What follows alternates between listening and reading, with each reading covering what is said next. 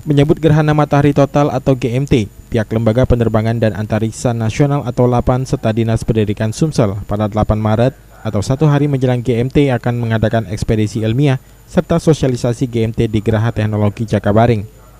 Selain memperkenalkan proses terjadinya gerhana matahari total, para guru, siswa, peneliti, serta akademisi akan diberikan pelatihan untuk menyaksikan fenomena alam yang sangat langka tersebut secara aman dan nyaman. Kepala Bagian Humas LAPAN Casyanto mengungkapkan agar tidak membahayakan kesehatan, pengamatan GMT harus dilakukan dengan alat bantu kacamata gerhana. Ada beberapa fase pada pengamatan proses GMT yang tidak bisa dilihat secara langsung oleh mata.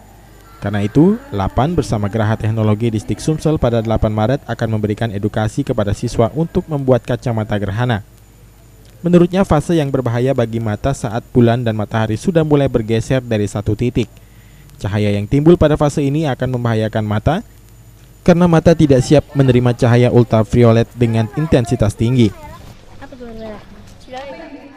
Bahwa ada titik-titik tertentu pengamatan yang tidak boleh dilihat secara langsung. Disarankan menggunakan alat bantu kacamata gerhana. Makanya LAPAN mengedukasi dengan Geraha Teknologi Dinas Pendidikan untuk membuat kacamata gerhana itu di tanggal 8 Maret itu yang ada di Jakabaring di Komplek Geraha Teknologi. Berbahayanya mengapa, Pak?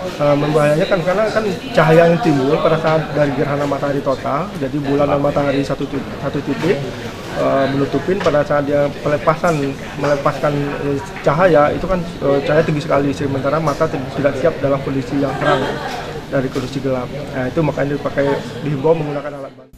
Juli Sumbangaul, PAL TV. Tidak.